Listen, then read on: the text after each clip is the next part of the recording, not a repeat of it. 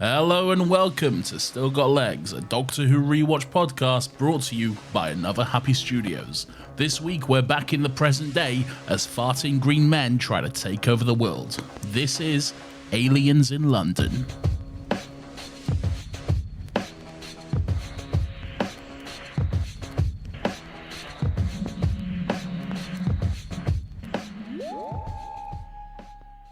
Shut up, Lawrence. No one cares about you. Hello, welcome to my wonderful podcast. How are you, Lawrence, my good friend? Thanks for that. There's just two insults in the span of less than 5 seconds, so I'm good. How are you? What was the second insult? The second one was calling it your podcast. It's our podcast. Well, that is, as these things often are, debatable. Good. But I am very well, thank you. I'm thrilled to be here. Last week you told me you were incredibly excited for this episode. So what is the episode and why were you excited about it? Yes, it is indeed Aliens in London. I was, of course, very excited. I finished watching it approximately 15 minutes ago, and I had a good time. It's an exciting, fun, extraordinarily silly little episode of Doctor Who.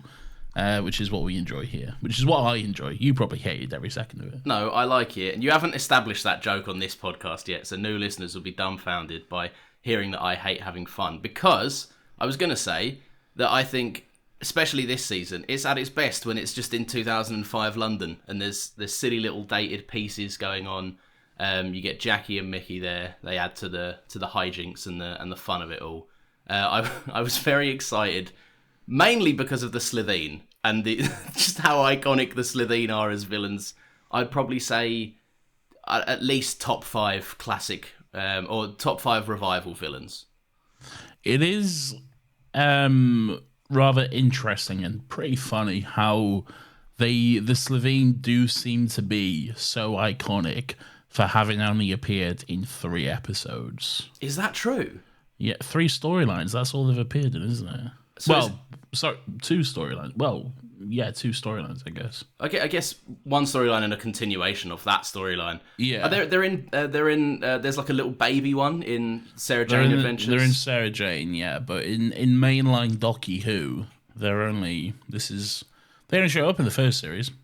Well, they're like in the background of like shit in the others, but like. Well, the short time that the Weeping Angels had only appeared once before they came back for the in the Matt Smith era, they were kind of heralded as iconic. I think it's just if you have a good nostalgia for the episode, I guess. Yeah, and I definitely that was a wild 2 years where the Weeping Angels only appeared once. 2 years is forever on the internet. It is forever.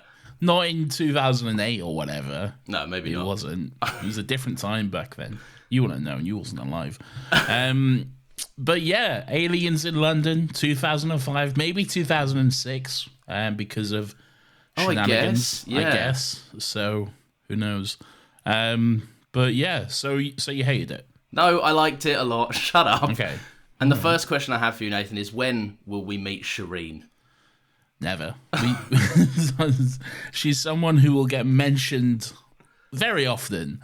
But yeah, she will never show up. And I think that's good.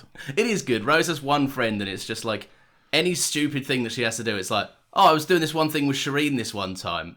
they've had a history, but is for some reason nowhere to be seen.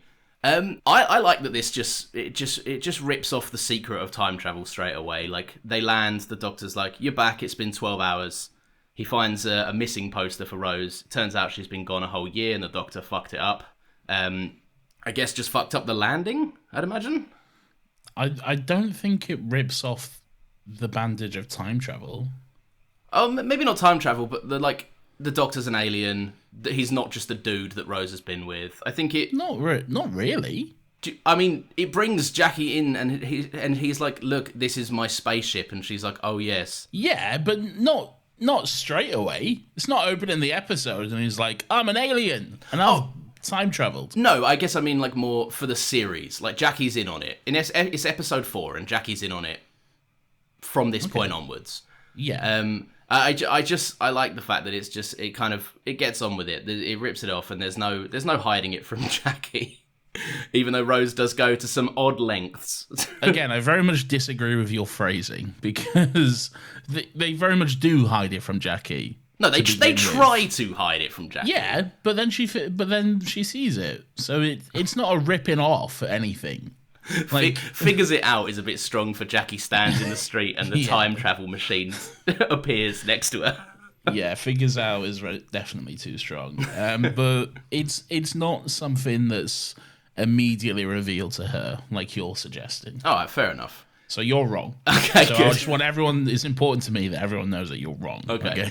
Well, now that we've established that, so they land in what is no longer present day, but was at the time present day, London/Cardiff, and 12 hours it's been. She's been at Shireen's having a great time, talking about boys, sipping wine, whatever 19-year-olds did in 2005. But actually, it's quite interesting. It's probably one of the most interesting things Doctor Who has done. Like just the whole idea that she's been gone a whole year from her friends, her family, her boyfriend. She's just a missing person. Probably thought she was dead, and now she's just back. Hello. Bit weird. It is interesting. I like that, because the show is with the concept of time travel. You can do great things. You can do small scale stuff, but like it's rare to explore it in the way that it's just like, oh, this is just an actual kind of side effect of time travel. I guess a 900-year-old alien is probably going to get it wrong a few times, and that has a year for the Doctor is nothing. A year for Rose just being gone and no one hearing from her is terrifying. So I do like that, and I think you get some good. Dramatic moments from Jackie in this episode about that as well. It builds their bond again, and that's why I think Jackie is such a beloved kind of side character in Doctor Who, because she just has such a clearly outlined relationships, and it's nice for them to have those scenes. Jackie's great. I fucking loved it when the Doctor just said, "I am a doctor," and she went, "Prove it, stitch this, mate," and just fucking clocked him. Yeah, that was pretty great. That was. Jackie's pretty iconic, and yeah, I loved her for that. That whole scene is very like, it's just well written. It's just like naturally you don't know who the Doctor is. You don't know like the things he's done and the things he's going to do. So he's just a weird man in your house that's just been off with your daughter. You'd immediately assume he's just a pervert, wouldn't you? Really? Yeah, of course. Yeah, you'd lock him up. Yeah, and it's revealed that Mickey has almost been locked up 5 times. He's obviously going to be suspect number 1. He was the last person seen with her. It's just further proof that Rose is not presented as the best and most caring or considerate girlfriend that there is. No, I definitely have some issues with the way Mickey is treated in that relationship. I mean, it's not a great relationship to begin with. I don't think neither of them putting their best foot forward with it. But I don't know. There's a lot of issues going on there. I feel like before all the time travel, it doesn't necessarily help that we don't see a lot of Mickey and we only see Rose just basically swanning off and falling in love with the Doctor while she's in a relationship. Well, it's not all on Rose. I feel like there's an element of the first episode you see Mickey in Rose. He's like, oh, sorry that you almost died. Anyway, can I shoot off down the pub? And then she disappears off and he comes back, Mickey's like, oh, I loved you so much and you left me. Like you weren't putting much effort in yourself beforehand, Mickey. It's now that she's not particularly an option anymore for you. You're like, oh, please, come back. Well, you thirsty boy, you wants to have a pint. Down the local. I thought you meant he was thirsty for Rose for a second. Well, he might be. Both. Why not both? Yeah. Well, anyway, the Doctor goes and recovers from his slap on the roof. Here we go. This is what you've been itching to talk about. No. I'll get there. But the episode shows its age a little bit with the green screen. I admire the ambition, but they're very clearly just in a green room, and it's fun. Well, the Doctor's a bit miffed in 900 years of travelling that he's never been slapped by someone's mother before. At which point Rose exclaims that he is so gay. Bit gross. not Flavors. Who wrote this episode? Was it Russell? I mean, if it's Russell, it can only be well intentioned because. I mean, not really. Well, he's done a lot of stuff. There's such a thing as internalized homophobia. Yeah, but didn't he make that show It's a Sin, which was like widely embraced by the community? No. But yeah, and he's also gay. Is Russell T Davies gay? Are you fucking kidding me? I genuinely didn't know. How can you not know? I just didn't know. He's the gayest man going.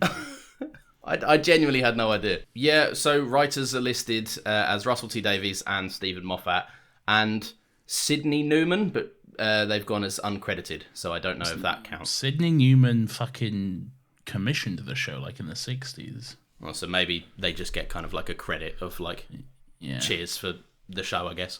Russell, Big Russ and Big Steve. Yeah, not great. Not great. Again, surprising if it was from Russ. Well, not really, because again, internalized homophobia is a thing.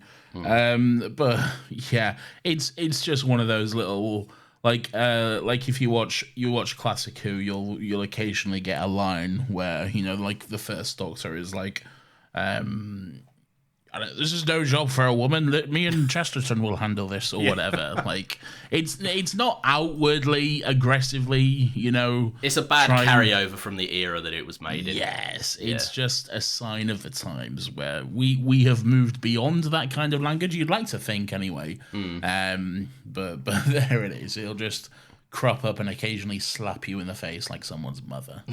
Good. So I quite like the. You loved it though, I bet. No, yeah, I was cheering. Yeah, of course. Yeah, I'm sure.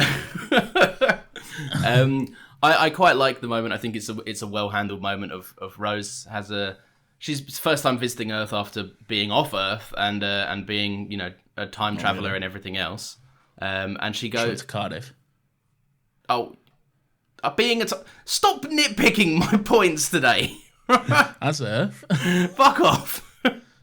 All right, it's Earth, but 100 years ago or whatever. It's her first time back in her Earth as she knows it in her current setting, contemporary. Yes, and she's quite happy with the fact that she's the only one that knows that aliens definitively exist.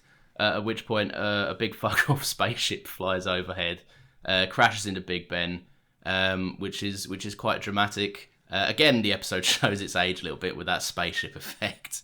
It's not too great, but yeah. Yeah, that's just going to be a recurring theme throughout this episode and the series. Really, yeah, because again, the budget for this series, this first series of Doctor Who, was probably like £20 and 50 pence. So like they make do with what they can, and even if it had a big budget, it's 2005 and it's a TV show. Yeah, like. What more can they do, really? Yeah, and it's the first series of the revival. Like there was no money in this whatsoever. And to be honest, I think this is the way to do it. Just lean into the fact that it's gonna look shit. People know it's not real, but you can't do time and space and aliens on a small scale. Eventually, you have to show a big kind of spectacle thing. And I admire the ambition, and I admire putting that over being like, oh, it doesn't look photorealistic, so therefore we have to work around it. And do something else. So the alien ship crashes. London is at a standstill. They cannot get anywhere, so they decide to do what anyone else would do and watch it on TV. And this is where we're introduced to a staple of the Russell T Davies era: the flickering news channels, the relentless anchors and news presenters telling us what is going on to such fanfare. It's pretty enjoyable. I enjoy it. I can't lie. It's just a brilliant way of, like, from a writing perspective, just get the exposition across. Piss easy. Yeah. It's good. I do like the in-universe kind of setup that there's about... The TV is flicking between, like, 5 different channels because we keep seeing the same people but at a different point in the program. And one of them is just the obligatory American channel that we all have on our home television sets in 2005.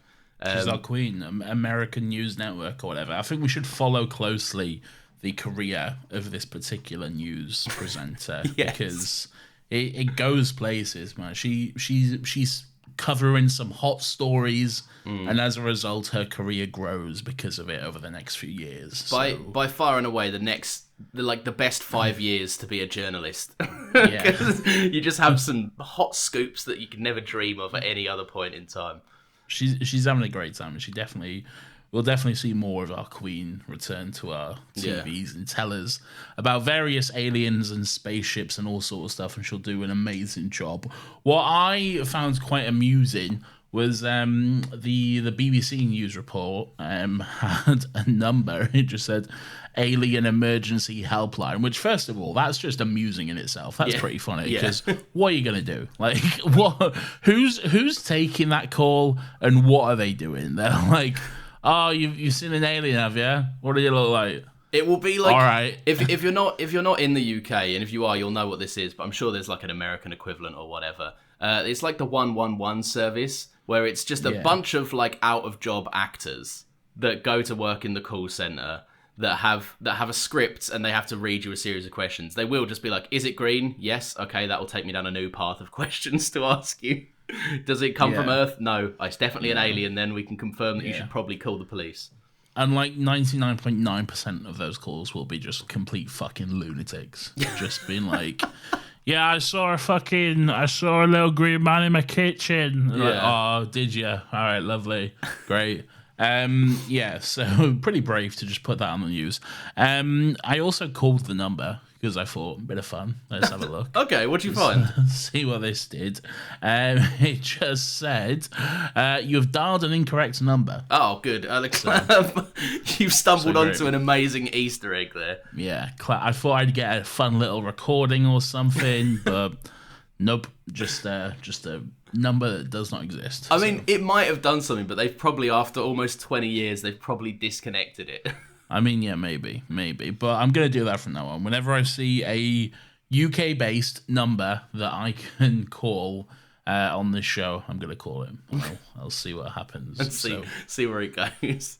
Stay tuned. Stay tuned. I like Jackie's got all her mates over, and I quite that one woman who spends the entire fucking day just screaming at Rose. Yeah, just so she's like the moral friend, isn't she? Like she has to put everyone right. She's like, people don't like me, they think I'm a bitch, but I just say it how it is. She's one of them. She's been missing a whole year, and then she's just like, right, I'm gonna let this fucking bitch know. She's gonna fucking feel bad about coming home after this. Yeah. Which is good stuff. Yeah.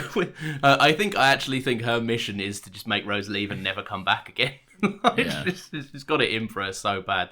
And then she has it in for Jackie as well after, so... Yeah, anyone is on her radar. They are feeling this woman's wrath, and I appreciate that. She's happy to come over and eat Jackie's crisps and drink her beers. What's going on at Jackie's as well? What's this fucking random party that's just popped up? Well, the doctor... Everyone's coming over. Yeah, but the doctor says it, doesn't he? It's very human to be like, oh, aliens are here. It might be the end of the world. Let's have a party. Bit much, I reckon. No, I think that's fairly, like, that tracks. I think that's fairly on brand for Jackie. I mean, yeah, but still, bit much. The doctor's just got a fucking child on his lap as well. Yeah, it's just a kid messing with the remote and stuff. That's a terrible parent, by the way, because from everyone else's perspective, that's the weirdo that just ran away with Rose for a year, and they're like, can you babysit this kid? Actually, is that all right? So we get a diversion, a pig alien, which I had as an action figure when I was young, and I think is still in the loft at my mum's house. Good, very good. But who is there, Nathan? Who is working on the alien? What's going on? Toshiko Sato. It is, and it's actually her as well. Is it? She says in Torchwood. Does she? She makes a rough mention to... I mean, don't get me wrong. It's vague and it's blah, blah, blah. But she mentions to Owen that when that spaceship flew overhead in London, I was covering for you. You were hungover and you couldn't be reached. So it is Toshiko covering for Owen, who, just wasn't there. But he was supposed to be, I guess... Why does her covering for Owen mean that is Toshiko, though? Because she said it's a spaceship that flew over London. Yeah, but they also work and live in Cardiff. It's So Toshiko. But Torchwood confirms it. Don't argue with me about it. No, but that's just like fucking. I don't know. Let's say They don't track. They don't connect. I mean, they do. I'm fine with it. But what does her covering Owen? How does her saying she covered for Owen mean that this is Toshiko? Well, because Owen's the Doctor, isn't he? Owen was the Doctor of Torchwood, and he was supposed to be doing that thing. Okay. I'm just telling you what was in the fucking episode. I'm trying to find it now. Yeah, Toshiko Sato, first appearance, Aliens of London, 2005. It is definitively Toshiko. I can't look. You can hand wave the excuses all you want, right? I'm just telling you what was in Torchwood, and I know it is confirmed to be Toshiko. So we've got our second Torchwood cast member before Captain Jack shows up. Yes, actually. I like the idea that Russell was, plotting out Torchwood, and he was like, go through the season 1 auditions again. What was there? Any gold in there? Yeah. No, it's good. I like that. But I thought she could be quite like a fun side companion in this, but she's not there for too long before she goes off and does other bits. She does absolutely nothing. How could she be a fun companion? She's nice. You get like the obligatory 2005 creepy Doctor Who scene of like her, having a little question, setting some stuff up. Where's the Prime Minister? And then she's the Doctor's like analysing the thing, and she's helping him. She's bringing answers to him. They're having a back and forth. I disagree. I feel like she's there for like half a scene, and then she's never seen again. But yeah, maybe. She's in about 3 scenes in this, I'm fairly certain. Yeah, but they're not very long, are they? No, but... She's like, there's a pig. I'll put a sheet over this. Where's the Prime Minister? Don't worry about it. Yeah, so it's a pig, but it's an alien, but it's not an alien. Man. I think she's got anyway, good now back and I'm forth. hiding. I think she's got a good back and forth with the Doctor. She's helping him draw the conclusion that it was a diversion and all of this. I think she's fun. She's got a better back and forth by the time Torchwood rolls around. What do you mean when she's definitively Toshiko and she's a character? Yes. When she's an actual character, yeah. And has depth. And from what I remember, has a horrible death. It's not pleasant. It's not great. How does she die again? Is she trapped somewhere or something? So she gets Owen. Owen is dead but not dead. And goes to a nuclear and he's place. Like king of the Weevils or something. Yeah, he's like king of fucking bin people or whatever. And Owen has to go and like do something with like a nuclear plant. Anyway, he flips a wrong switch or some shit goes wrong, and she can't. The door locks, and Owen is definitively going to die. Like he's already back from the dead, but he's going to be reduced to atoms. And Toshiko decompose. Yeah, and Toshiko is like over the comms to him, just kind of talking him through it. She's been shot by Captain Jack's friend, or like not friend, Captain John, who's I think they were actually. Yeah, he's a time agent, and he's got beef for various reasons. And she has to listen to Owen die as he's losing his mind and getting very cross. And Owen has no idea that she is also dying. They're sharing their last moments together, and it's lovely and fitting because they obviously never got to go on their first date, but they had like a bit of a back and forth going on. So it's nice, but yeah, very sad. Yeah. Anyway, what a happy show that we just spoiled. You asked for it. I know, it was great fun. No, but yes, Toshiko is there. It's great fun for everyone. It's great to see Toshiko. Yeah. More Toshiko, but less because she's dead. Moving on, what happens next? Well, she's not the only kind of character that's introduced in this. We get our first ever appearance of Harriet Jones, which I forgot that she was introduced in this until she came up. Me too. And what a character. She's definitely a character in this, isn't she? She's a bit. She's unusual. She's not. Her big thing is, Harriet Jones, Prime Minister, former Prime Minister. But in this, she's just the kind of a low-level MP. A backbencher. Yeah, a place called Flydale North she represents. I don't want to say I agree with the Slovenes, but when they tell her to get some perspective, they're not wrong. They're not wrong. No, neither is that like secretary guy. They're like, if a fucking spaceship crashed in the middle of London, we're hardly gonna be talking about like fucking hospital car parks or whatever she wants to discuss or anything like that. It really is hardly the most pressing issue to deal with at that point. She should have gone home, I reckon. Yeah, I mean, I would have 100% have gone home. Yeah. But I guess that's not Harriet Jones as we know her to be, is it? Like she becomes the Prime Minister for a reason. I like the fact that she's a government official that's just like, even though there's an alien invasion going on, she's just like, I want to try and get some good stuff, good positive stuff in the community going. Now, what I don't understand, and maybe this is just some classic Russell T Davies not understanding how politics works once again. Oh yeah, that comes up a whole bunch. It does.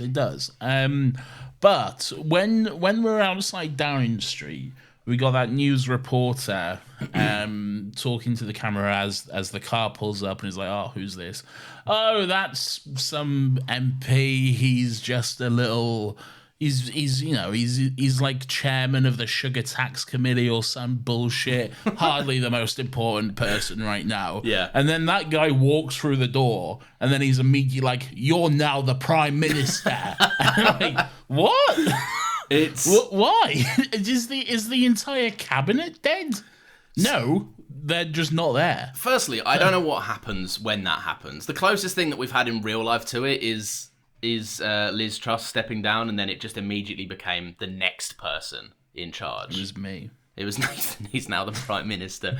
But yeah, no, I don't really understand it. I think given that he's like, I don't know, because I thought that the sugar tax thing was gonna tie into the Slitheen's have to have larger people to hide in. I mean, maybe, but not really. Yeah, and that doesn't come back to have any effect. Or I think it's just, here's this irrelevant it just guy. Seems like a poor choice of words, really. But it's not even just the poor, because it's so weirdly included. He could have just showed up, and the newscaster didn't have to say anything. Yeah, like they wrote in, "Here's the most irrelevant man on the planet." And then it's like, who's now the Prime Minister. Yeah, right? It just doesn't... Yeah, it doesn't track. It doesn't really make any sense. There seems to be no real reason for why this guy specifically is now acting Prime Minister. Yeah. Especially because, like, the cabinet are still somewhere. They just haven't bothered to show up. Like he says later on in the episode, he didn't fly them in. Yeah. But that was his choice to make. So why was it his choice to make? Like... surely the Chancellor should be the next in line, or I don't know how that works, but fucking someone else other than the chairman of the sugar tax committee. The next most important person, like, I guess would be the Chancellor, So it's strange, and I like the fact that he's journeyed the whole way over in the car and no one has called him to say, by the way, you're the Prime Minister, you might want to get here for this. Like, it's very silly, but look, you have to do an element of hand waving, especially when it comes to Russell and politics, because look, if you're an American fan of the show, if you're anywhere outside of the UK, this won't bother you in the slightest. But it's like, I don't know, it's like fucking someone just randomly becoming the president. It doesn't happen. There's a whole thing. There's a whole process to go through and everything, and our political system as well, it's party based as well. So like, we don't vote for an individual, we vote for parties, which always begs the question: how did Harriet Jones become Prime Minister? How did Harold Saxon become Prime Minister? But hey, don't worry about it. Just don't worry. Russell's philosophy is, if you spend long enough off of Earth in the episodes beforehand, everything is different the next time you go to Earth, and it's fine. Don't worry about it. Yeah.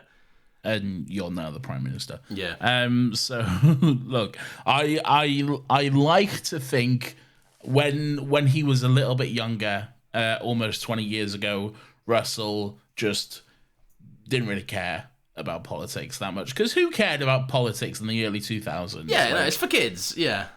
Like, whatever.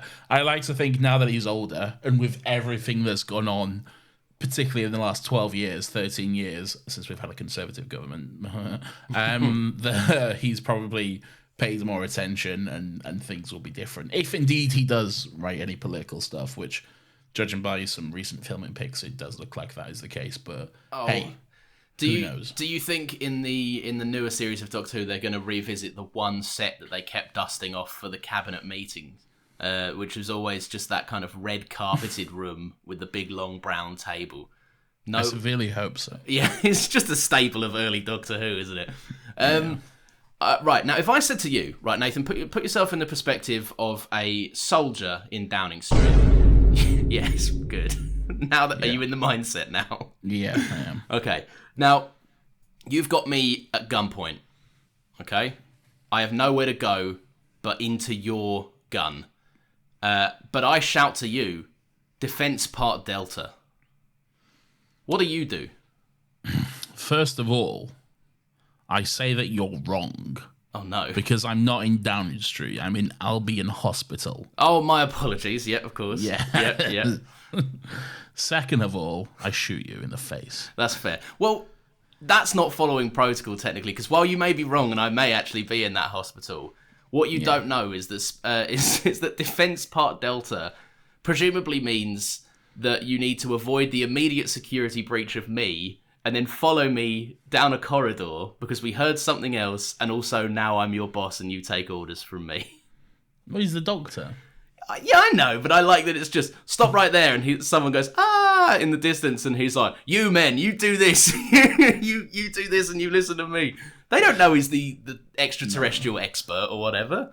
That happens a lot in Doctor Who, though. There's just some vague men with guns. Whose side are they on? Don't worry about it. They'll be on anyone's side. They'll change allegiance every few seconds.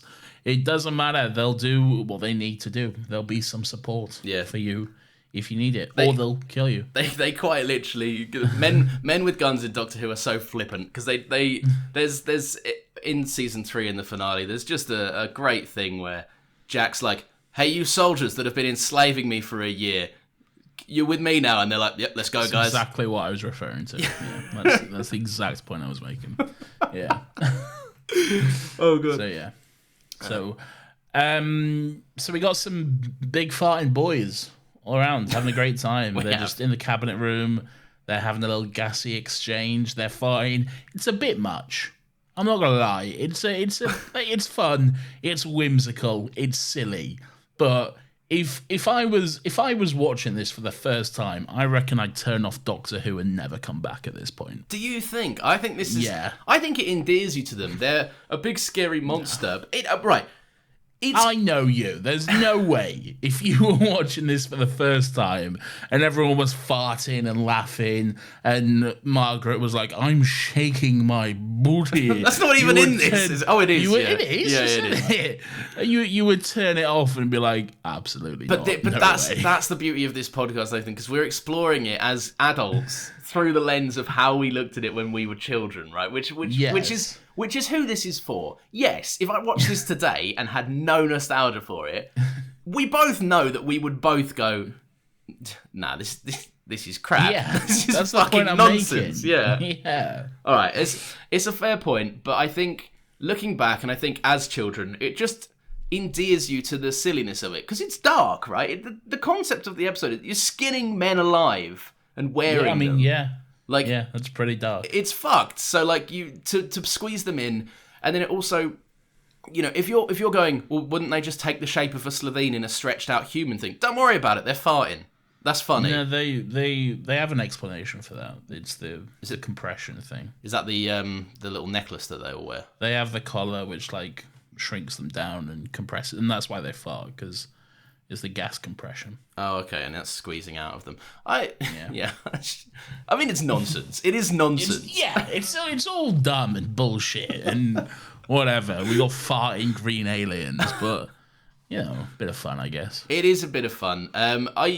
What do you like? The concept of the Slovene, like the design of them and the skin suits and all of it. I think that's a massive part as to why they're so well remembered.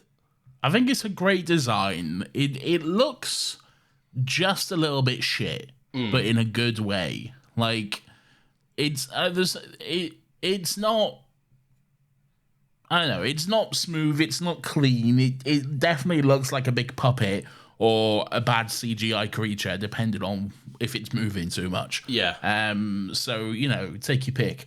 But it's good though. I don't know what, I can't explain it, but I guess it is just a little bit iconic, really. So I think when it looks so fucking terrible when it's CGI and it's coming out of the human suits, because you just see all the flaws up close. Yeah. And you see the 2005 of it all, like we spoke about. I genuinely think the practical suit is incredible. Like, it just, like, yes, it does look bad, but it looks imperfect in a way that real people do. Like, it looks rubbery and it looks like it's got pores, but that's actually just cheap material. Like, yeah. I think, and like, just the tiny, tiny details, like, they blink, but they blink sideways, and it's just down to every minute detail. I think they're brilliant. I love seeing them just kind of look about and do creepy shit. They are brilliant, and they does not match up to their voice when they talk. No. Like, their mouth does not match up to the voice that's coming out of them. But who cares? Whatever. I mean, like you said, it's a puppet, really, isn't it? Like, that's what it seems like. Yeah. Yeah.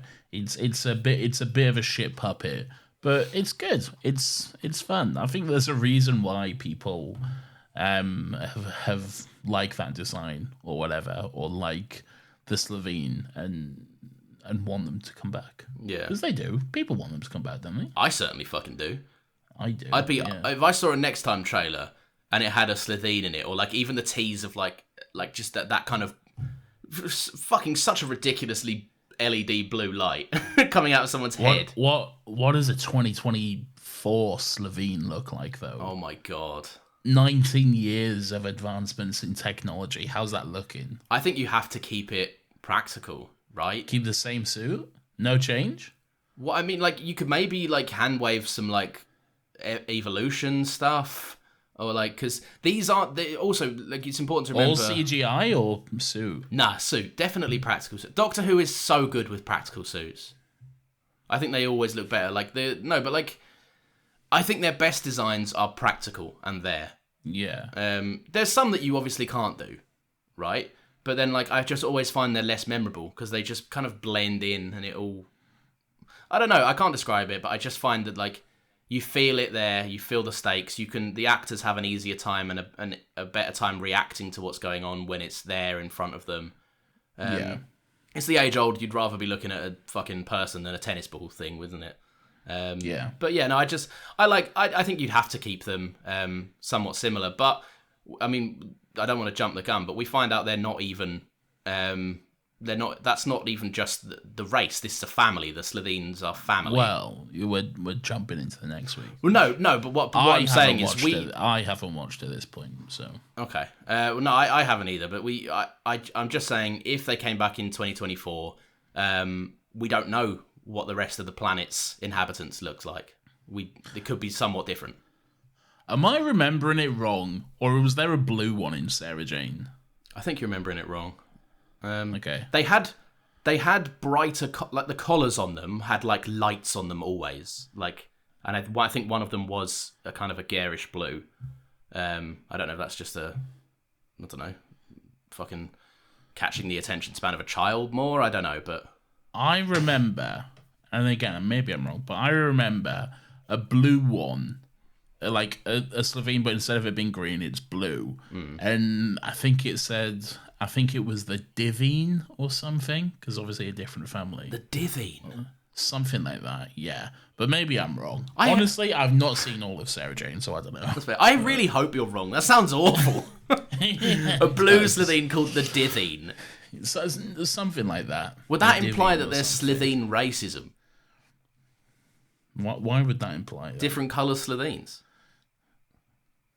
Maybe. It could be. We're expanding upon Slovene lore. Or Raxacorico-Phalapatorius lore. Yeah. The zips, I like that they hate the zips, hate them. I have so many questions about the zips. Why are they there sometimes but not other times? Yeah. That guy who's like a police officer, he just takes off his hat and he's got a big fucking zip on his head. Yeah. But no one else does. And it seems to be the only, like, it's not there in the previous sequences. Like, maybe he can, like, summon the zip when he wants it. Maybe and, it's, like, Doctor Who's always doing the whole, like, technology to hide things from plain sight kind of shit. What do you mean? Like there's the whole, like, I can't remember what it's called, but you put the necklace key on and then no one can see you or something. A perception filter. That's it, yeah. No, dumb. Don't like it. No, that's fair. Hate it. Yeah, it's unusual. And if you haven't watched this yet and you're listening to our discussion about it first and you're waiting to watch it, what the fuck are you doing? Why would you do that? Yeah, firstly, yeah, that's strange. But go back and rewatch it and play a game called Count the Cutaways every time a Slovene unmasks, because they'll put their hand to their forehead and then they'll always get a reaction shot before they cut back to the zip, because they'll have to digitally put it in or practically just tape it onto someone's head, I guess. Yeah. Yeah. But still, fucking great. Ties into the whole "that's why they're so memorable" thing.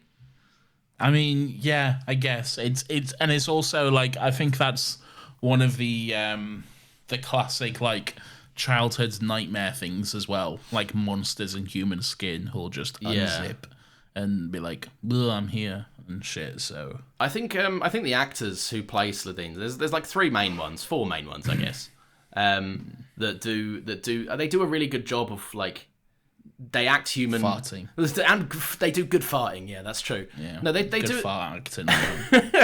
They do a good job of, like, appearing as human, obviously, because that's going to come naturally to a bunch of human actors. But then I think they are, when they reveal themselves, they're very creepy and sinister.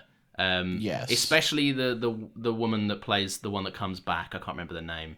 Margaret. Yeah, she's great. Like, the scene where she creeps in and she's like, "Oh, have we been naughty?" Like, just terrifying all round. Quite very sinister. Yeah. She's great. Yeah, and you can now see her in Ted Lasso. Yes, running a pub. You can. There's so many Doctor Who carry-ons for that show, or carryovers. The ID card electrocution thing's a bit wanky. Bit dumb.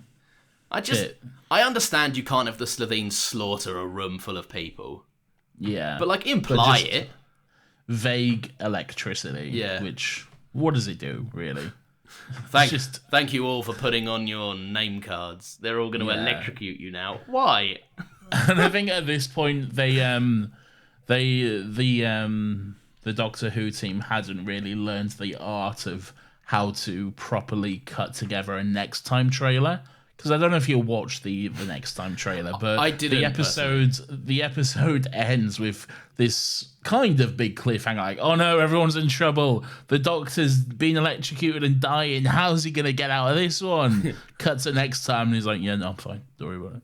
So, oh, really? Do they show the resolution of the scene? Well, no, they don't show the resolution, but they show you the Doctor being fine and just running about and stuff. Oh, so, good.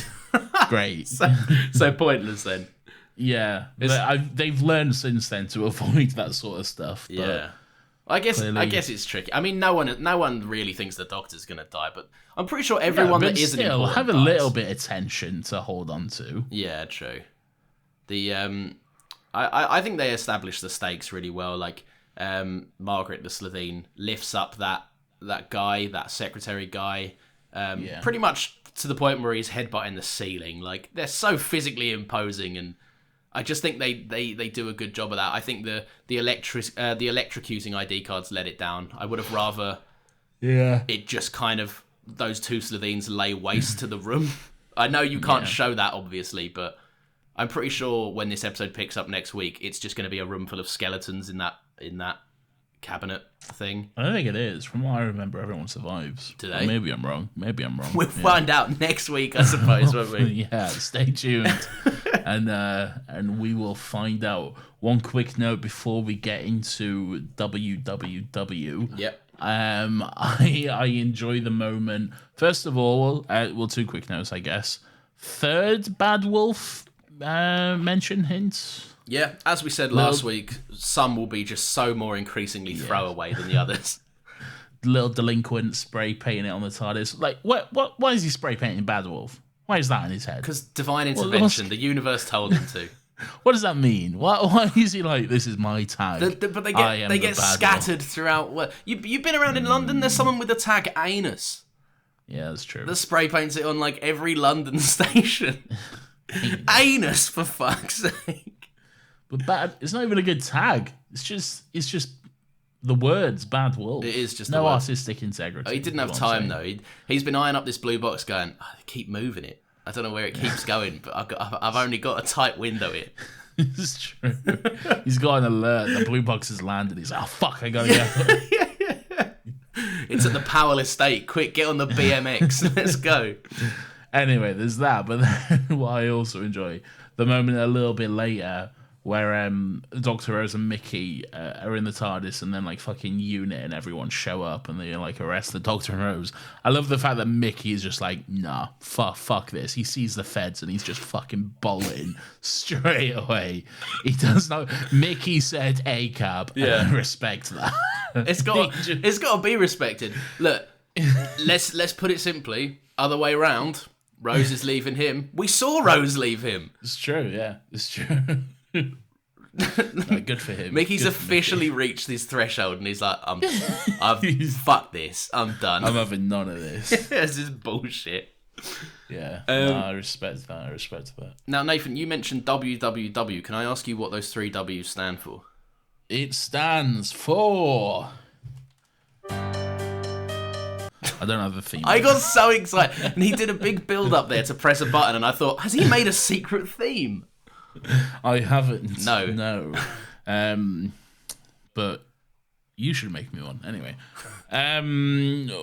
Yes. So what we like to do on this silly little podcast. No, is Nathan. celebrate... Sorry, I asked you if you could tell me what WWW means. So what we like to do on this silly little podcast. No, Nathan, is you celebrate misheard me. Our favourite weirdos of the week. So where's that third W then? Oh yeah. I thought you knew what I was doing, and you were just like, ignore it, it will go away. Weirdo. What we like to do. No, celebrate our weirdos of the week. That is. Do you know what? I respect you finding that under pressure, so I'm going to award it to you. Thank you very much. I earned it.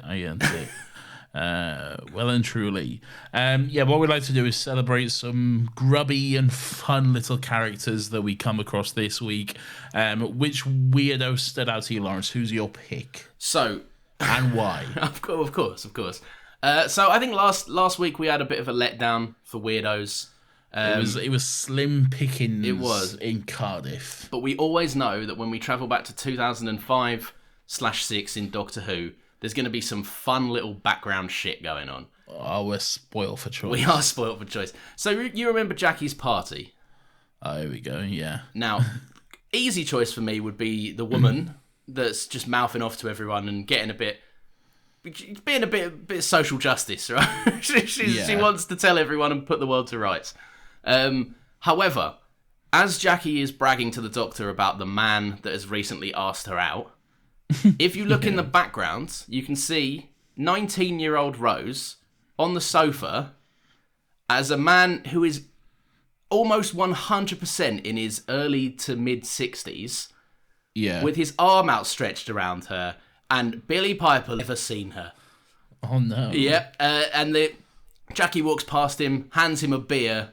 So this man, I am only led to believe that this is a man in his early 60s who is intoxicated and being a way too touchy-feely with his favourite 19-year-old that's disappeared for a year. But thank God she's back in his eyes.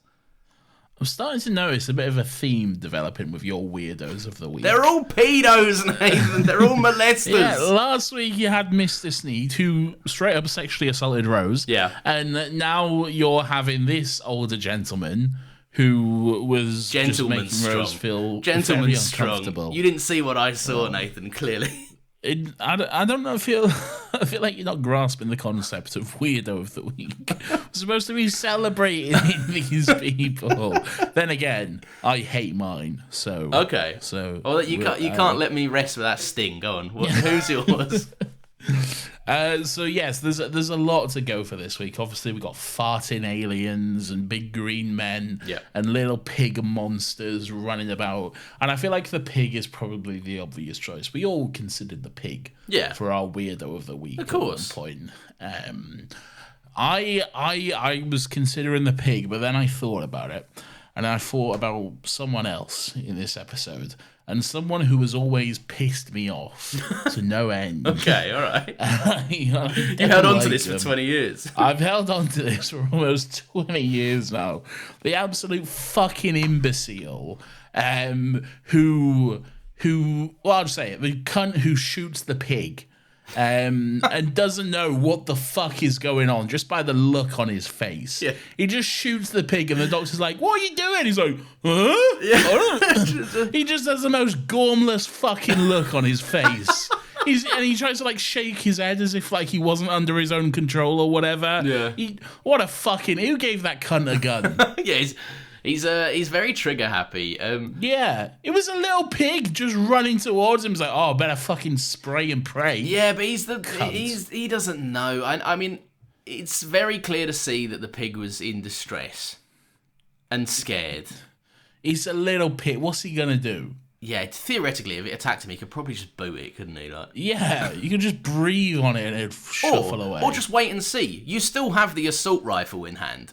Yeah. Maybe wait for it to attack you. Surrounded by armed men as well. Yeah. Yeah, I think he had the one up in that circumstance. Just a side point on that, I love that Christopher Eccleston is one of the few actors alive that can sell a genuine rage for the death of a fake rubber pig. Yes.